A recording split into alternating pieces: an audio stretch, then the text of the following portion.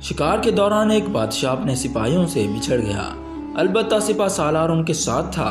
وہ جنگل میں بھٹک کر واپسی کا راستہ بھول گئے۔ پریشانی ان کے چہروں پر نظر آنے لگی۔ ابھی تھوڑی سی دیر گزری تھی کہ اچانک سپہ سالار چیخا، بادشاہ سلامت، وہ دیکھیں ایک جھونپڑی، وہاں چلتے ہیں، یقیناً وہاں ہمیں مدد ضرور ملے گی۔ وہ جھونپڑی کے قریب گئے تو سپہ سالار نے آواز لگائی، کوئی ہے؟ تھوڑی دیر میں ایک شخص باہر آیا۔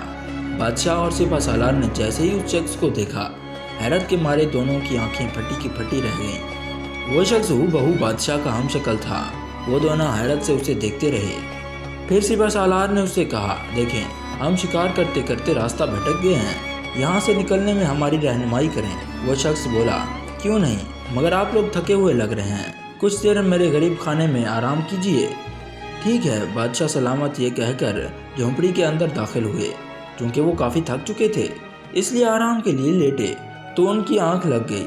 سپہ سالار کی آنکھوں سے نیند کوسوں دور تھی، وہ کسی گہری سوچ میں ڈوبا ہوا تھا۔ سپہ سالار نے اس شخص کو جھونپڑی سے باہر آنے کا اشارہ کیا۔ باہر آ کر اس شخص سے کہنے لگا، تمہیں معلوم ہے کہ اندر سونے والا شخص کون ہے؟ جی کوئی امیر شخص دکھائی دیتے ہیں، وہ اس ملک کے بادشاہ سلامت ہیں۔ کیا؟ وہ حیرت سے بولا، ہاں، شاید تمہیں نہیں معلوم کہ تمہاری شکل ان سے ہو بہو ملتی ہے۔ اگر ان کے کپڑے تمہیں پہنا دیے جائیں تو تم بادشاہ لگو گے۔ کیا واقعی؟ وہ حیرت سے بولا۔ سپہ سالار نے کچھ سوچتے ہوئے کہا، یقیناً تم اپنی غریبی سے تنگ ہو گئے۔ اگر تم میری ایک بات مانو تو تم ہمیشہ کے لیے اپنی غربت سے نکل سکتے ہو۔ اس نے حیرت سے پوچھا، اچھا وہ کیسے؟ وہ ایسے کہ تم میرے ساتھ مل جاؤ، ہم کسی چیز میں بے ہوشی کی دوا ملا کر بادشاہ کو بے ہوش کر دیں گے اور ان کے کپڑے تم کو اور تمہارے کپڑے ان کو پہنا دیں گے۔ اس طرح تم بادشاہ کے روپ میں میرے ساتھ محل چلو گے اور وہاں جا کر دربار دوران وزیر خاص کا منصب مجھے دلا دو گے۔ بس تم بادشاہ بن کر کرسی پر بیٹھے رہنا اور سارے حکم میرے چلیں گے۔ اس طرح ہم مزے کی زندگی گزاریں گے۔ بولو منظور ہے؟ وہ کچھ دیر تک سوچتا رہا اور پھر بولا، ٹھیک ہے، مجھے منظور ہے۔ یہ سن کر سپہ سالار کے چہرے پر مسکراہٹ پھیل گئی۔ صبح کا سورج طلوع ہوا، چاروں طرف پرندوں کی آوازیں چہچہانے لگی۔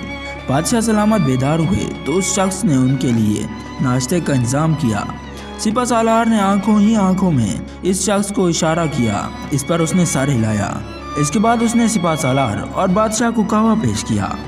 دیکھو میں ان کپڑوں میں بالکل بادشاہ لگ رہا ہوں نا؟ سپہ سالار نے نظر بھر کر اسے دیکھا اور خوش ہوتے ہوئے بولا، ارے واہ، تم بالکل اصلی بادشاہ ہی لگ رہے ہو۔ پھر اس نے فوراً اپنی بائیں طرف دیکھا تو بادشاہ کو غریب کے کپڑوں میں ملبوس بے ہوش پایا۔ سپہ سالار نے کہا، تم نے بہت عقل مندی کا فیصلہ کیا ہے۔ بادشاہ کو ہم ادھر ہی بھٹکنے کے لیے چھوڑ دیتے ہیں، اب ہم محل میں راج کریں گے۔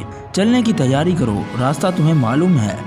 یہ کہہ کر دونوں گھوڑے پر سوار ہوئے اور محل کی طرف روانہ ہو گئے۔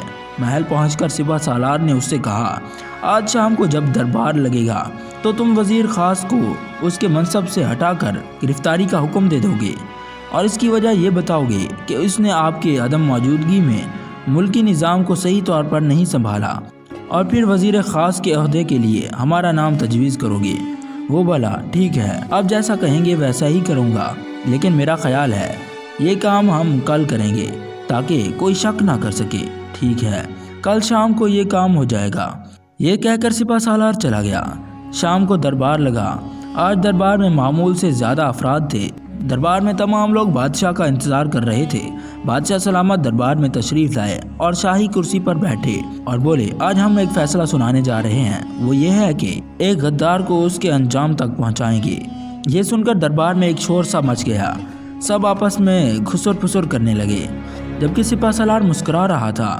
کون ہے وہ غدار عالم پناہ؟ ایک وزیر نے پوچھا۔ بادشاہ نے ایک نظر دربار پر ڈالی اور پھر اپنا ہاتھ اٹھا کر وزیر خاص کی طرف اشارہ کیا۔ یہ دیکھ کر وزیر خاص کے پسینے چھوٹ گئے۔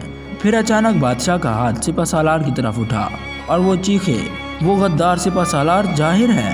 یہ سن کر دربار میں ایک سکتہ طاری ہو گیا۔ سپہ سالار چیخا، یہ آپ کیا کہہ رہے ہیں عالم پناہ؟ یہ کہہ کر وہ بادشاہ کے قریب آیا اور سرگوشی میں بولا، یہ کیا بکواس کر رہے ہو؟ وزیر خاص کو ہٹانے کا کہا تھا اور تم یہ کون سا کھیل کھیل رہے ہو؟ ابھی میں سب کے سامنے تمہاری حقیقت بتا دوں گا کہ تم بادشاہ ہی نہیں ہو بلکہ اس کے ہم شکل ہو۔ بادشاہ مسکرایا، اور بولا تمہیں ابھی معلوم ہو جائے گا کہ حقیقت کیا ہے۔ یہ کہہ کر اس نے اشارہ کیا۔ سپاہی ایک شخص کو دربار میں لائے۔ سپہ سالار کی نظر جیسے ہی اس پر پڑی تو اس کی آنکھیں پھٹی کی پھٹی رہ گئیں، کیونکہ وہ بادشاہ کا ہم شکل تھا۔ وہ کبھی بادشاہ کو اور کبھی ہم شکل کو دیکھتا۔ بادشاہ نے سپہ سالار سے کہا تم حیران ہو رہے ہو کہ یہ سب کچھ کیا ہے؟ میں تمہیں سب کچھ بتاتا ہوں۔ یہ میرا ہم شکل غریب انسان ہے جسے تم میری جگہ بادشاہ بنانے والے تھے۔ جب تم اس شخص کے ساتھ مل کر ہمارے خلاف سازش کر رہے تھے، بظاہر وہ شخص مان گیا تھا، مگر اس کے ایمان نے اسے ایسا کرنے نہ دیا۔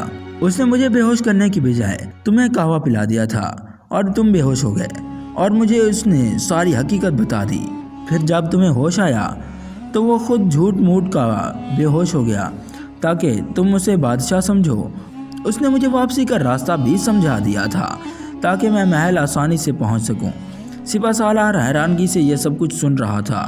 پھر بادشاہ اپنے ہم شکل سے مخاطب ہوئے، اے نیک دل انسان، کیا تم بتانا پسند کرو گے کہ تم سپہ سالار کے ساتھ مل کر بادشاہ بن کر آرام کی زندگی گزار سکتے تھے؟ پھر تمہارا ارادہ کیسے بدل گیا؟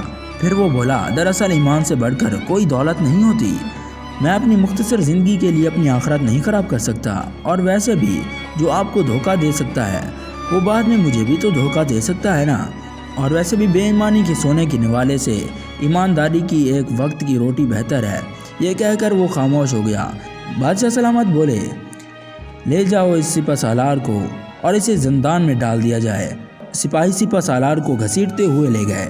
بادشاہ نے اس شخص کو کافی انعام و اکرام سے نوازا اور حکم دیا اس کے رہنے کے لیے ایک عالیشان گھر کا بھی انتظام کیا جائے اور اسے اس کی ایمانداری کے صلے میں معقول ماہانہ وظیفہ بھی جاری کر دیا جائے۔